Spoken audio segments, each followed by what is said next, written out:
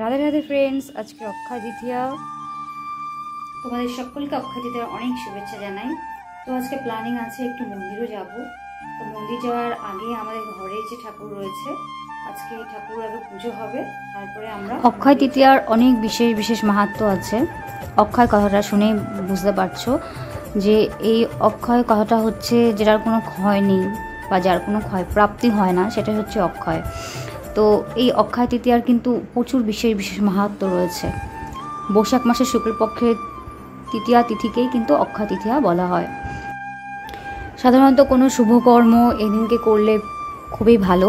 যেমন আমরা কোনো শুভকর্ম করি, অনেক সময় আমরা তিথি নক্ষত্র দেখে করা হয়, কিন্তু এই অক্ষয় তৃতীয়ার পুরো দিনটাই এতটাই শুভ যে এই দিনের মধ্যে যে কোনো কাজ করলেই সেটা কিন্তু ভীষণ ভালো হয়। মানে কোনো বিবাহ বা কোনো শুভ কার্য, সেগুলোর জন্য কোনো আলাদা করে তিথিক্ষণের প্রয়োজন হয় না।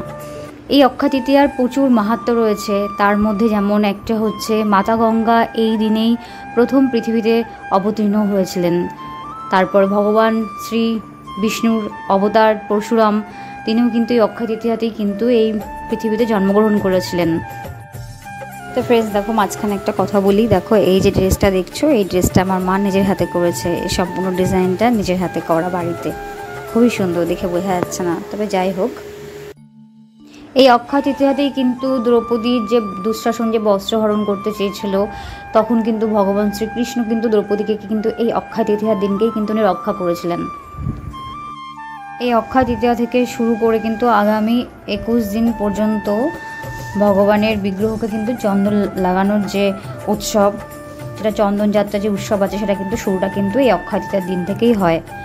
রাজা ইন্দ্রদ্যুম্নকে স্বপ্নে জগন্নাথ দেব স্বপ্ন দেখিয়েছিলেন যে ওনার গা খুব জ্বালা পোড়া করছে আর কি, এই গরম পড়ে বৈশাখ মাসে প্রচণ্ড। তো তখনই উনি বলেছিলেন যে আমার গায়ে চন্দন লাগিয়ে দেওয়ার জন্য, চন্দনের লেপ লাগালে উনি ঠান্ডা থাকবেন, ওনার শরীর, উনি আরাম পাবেন। তো এই দিন থেকেই কিন্তু চন্দন লাগানোর যে রীতিটা, সেটা কিন্তু শুরু হয়েছিল।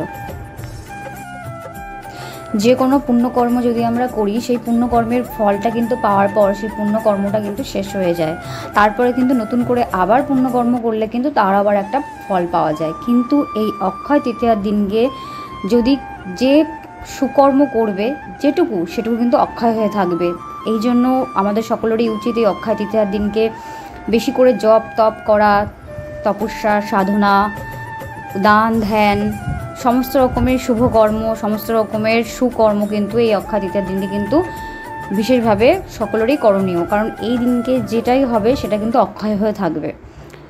এর পাশাপাশি কিন্তু পাপকর্ম যে করবে সেটাও অক্ষয় হয়ে থাকে, মানে তার ফলও তাকে কিন্তু সারা জীবন পেয়ে যেতে হবে। তো এই অক্ষয় তৃতীয়ার দিনকে আমাদেরকে কিন্তু উচিত খুব শুভকর্ম করার, সৎকর্ম করার, দান ধ্যান করার, পুণ্যকর্ম করে নিজেদের কিছু পুণ্য অর্জন করতে অবশ্যই সকলের উচিত। এই দিনেই সুদামা ভগবান শ্রীকৃষ্ণের সাথে দ্বারকায় সাক্ষাৎ করতে গেছিলেন। ভগবান শ্রীকৃষ্ণ সুদামার বন্ধু হওয়া সত্ত্বেও কিন্তু সুদামা তার দারিদ্রতার কথা কিন্তু ভগবান শ্রীকৃষ্ণকে বলতে পারেনি, এবং সে ভগবানের জন্য এক মুঠো চাল ভাজা নিয়ে গিয়েছিল। তো ভগবান সেটা কিন্তু খুব সন্তুষ্টিভাবে খেয়েও ছিল, কিন্তু তাও সুদামা তাকে বলতে পারেনি তার দারিদ্রতার কথা। কিন্তু সে যখন ফিরে আসে, তখন এসে দেখে তার যে একদম কুটির ছিল সেটা কিন্তু রাজপ্রাসাদে পরিণত হয়েছিল। সেটাও কিন্তু হয়েছিল এই অক্ষয় তৃতীয়ার দিনই। তারপর আমাদের যে কেদারনাথ, বদ্রীনাথ, যে গঙ্গোত্রী যমুনোত্রীর যে দ্বার বন্ধ থাকে 6 মাস, সেটা কিন্তু এই অক্ষয় তৃতীয়ার দিনেই কিন্তু ওপেন করা হয়। আমরা জানি 4টে যুগ আছে, সত্য, ত্রেতা, দ্বাপর, কলি। তো এই যুগগুলো মানে সমাপ্ত হওয়ার পরে আবার নতুন করে সার্কেল হয়, আবার সত্যযুগ আসে, ত্রেতা, দ্বাপর, কলি। তো যে সত্যযুগ, সেই সত্যযুগ কিন্তু এই অক্ষয় তৃতীয়ার দিনেই শুরু হয়েছিল। মাতা অন্নপূর্ণারও কিন্তু আবির্ভাব কিন্তু এই অক্ষয় তৃতীয়ার দিনেই হয়েছিল। তো বন্ধুরা, এই অক্ষয় তৃতীয়ার অনেক অনেক অনেক অনেক বিশেষ বিশেষ মাহাত্ম্য আছে, আরও অনেক রয়েছে মাহাত্ম্য। তাই আমাদের উচিত সকলেরই কোনো কাছাকাছি কোনো মন্দির থাকলে সেই মন্দিরে যাওয়া, কিছু দান ধ্যান করা, ব্রাহ্মণদেরকে, সৎ বৈষ্ণবদেরকে এই বিশেষ দিনে কিন্তু দান ধ্যান করলে কিন্তু তার পুণ্য কিন্তু অক্ষয় হয়ে থাকে। তো সকলেরই উচিত জপ করা, বেশি করে ভগবানের নাম সংকীর্তন করা এই দিনে কিন্তু বিশেষভাবে করণীয়। গীতা পাঠ করা, ভাগবত শ্রবণ, এগুলো কিন্তু বিশেষভাবে করণীয় এই দিনে। আমি মন্দির যাচ্ছি, আমার ঠাকুরের জন্য একটু মুকুট কেনার আছে, আমি ঠাকুরের জন্য বিগ্রহ দর্শন করব, একটু গুরুদেবের দর্শন করব। তো সেই জন্য এখন একটু মন্দিরে যাব। এই দেখো এখানে ভগবানের জন্য ফুলের মালা, ফুলের মুকুট, সমস্ত ভগবান যে সমস্ত ফুল দিয়ে যত শৃঙ্গার করেন, ভগবানের মালা থেকে শুরু করে যাবতীয় সমস্ত কিছু এখানে তৈরি করা হচ্ছে। এগুলো হচ্ছে সন্ধ্যের সময় যেগুলো ভগবান আর কি শৃঙ্গার করবেন, সেই সমস্ত জিনিসগুলো এখানে তৈরি হচ্ছে। ভগবান কিন্তু অলরেডি কিন্তু চন্দনের প্রলেপ কিন্তু লাগিয়ে বসে আছে ভগবান। তো তোমাদেরকে দর্শন করাবো। তার আগে দেখো এখানে একটা গোপাল সোনা, বড় একটা গোপাল সোনা, হাতে দেখো সত্যিকার লাড্ডু রয়েছে। দেখে তো মনে হচ্ছে কোলে নিয়ে নিই। খুব সুন্দর একটু আদর করলাম গোপাল সোনাকে। এবার চলো মন্দিরে যাই। এই দেখো রাধা মাধব দেখো চন্দনের প্রলেপ লাগিয়ে রয়েছে। সবাইকে এখনও লাগানো হয়নি, এখনও করে ওঠা হয়নি আর কি।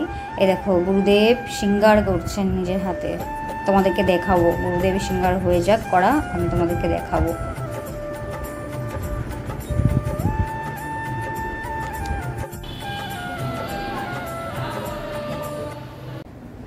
এই দেখো গুরুদেব নিজের হাতে শৃঙ্গার করেছেন ভগবানকে, কত সুন্দর দেখতে লাগছে। চন্দন লাগানো, তার উপরে শৃঙ্গার করা, কি অপূর্ব দেখতে লাগছে। আচ্ছা কিন্তু ভগবানকে মানে অপূর্ব সুন্দর লাগছে, চোখ ফেরানোই যাচ্ছে না। তো বিগ্রহ দর্শন হয়েছে, মন্দির পরিক্রমা করব, তারপর একটু গুরুদেবের সাথে সাক্ষাৎ করব, তারপরে কিন্তু আমি একটু মার্কেটিং করতে যাব। তো ফ্রেন্ডস আমি চলে এসেছি। আজকে আমি ভগবানের জন্য একটু মুকুট কিনবো, আর আমাদের বাড়ি তুলসী মহারানীর জন্য একটা ছোট্ট একটা গামলা কিনবো।